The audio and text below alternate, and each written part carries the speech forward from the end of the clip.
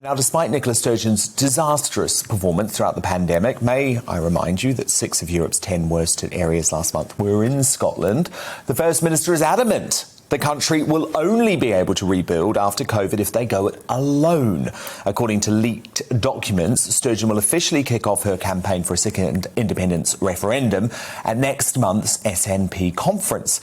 And judging by her previous comments that Scotland's recovery should be in Scotland's hands, you can expect her to exploit this tragedy for all it's worth in her bid to break up the union. Joining me on this is GBNews star and Stirling's own Neil Oliver. Neil, I knew Sturgeon could be cynical about politics, but how on earth can she structure an argument that says Scotland will be able to bounce back better from the pandemic as an independent nation? Where's the argument for that? Oh, well, I cannot imagine an argument about that would make sense. It almost strikes me as a silly season story. Really, this time of year, newspapers sometimes traditionally had to clutch at straws to fill the pages, and this strikes me almost as one of those.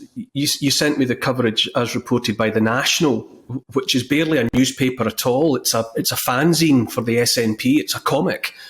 But to get to your question, I think the experience of the pandemic was almost a textbook demonstration of why the nations together as a united kingdom were able to respond in a way that the nations separated one from another would not.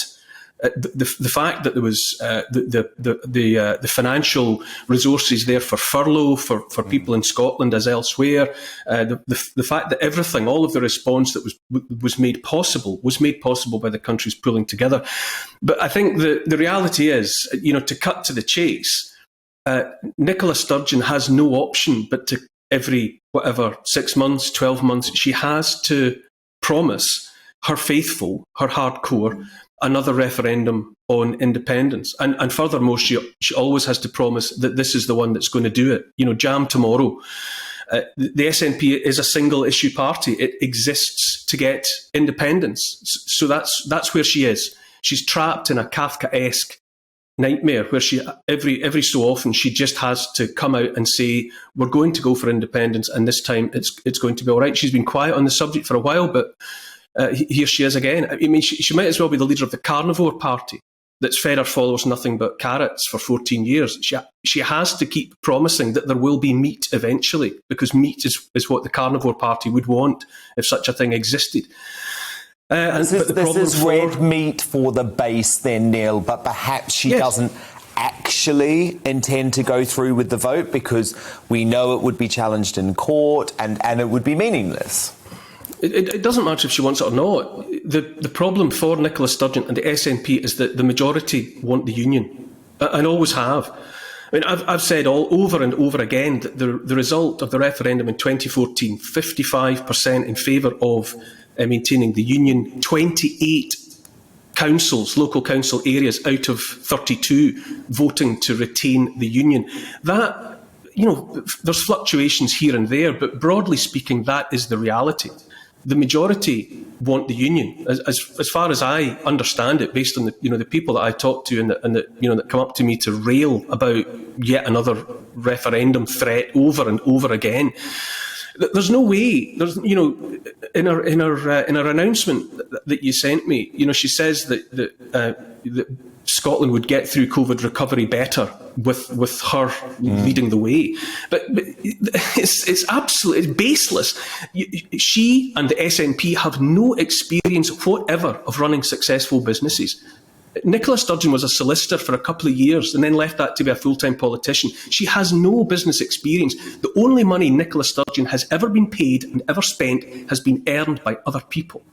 She has no idea whatever about how to seek, let alone achieve, economic recovery, and neither does anybody else around her.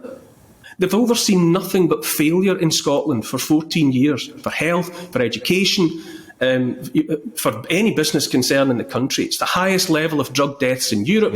A man in the East End of Glasgow, not far from where Nicola has her own constituency, has a life expectancy similar to a man in sub-Saharan Africa. Everything that the SNP touch, everything turns into a great big pile of steaming doo-doo. You would not put Nicola Sturgeon and her SNP in charge of the tombola stall at the Village Fete, because they would lose the money and they would break the tombola. You can watch us live 24 hours a day, catch up on your favourite shows and join in the conversation in the comments below. Don't forget to subscribe and you'll never miss any of our exclusive content.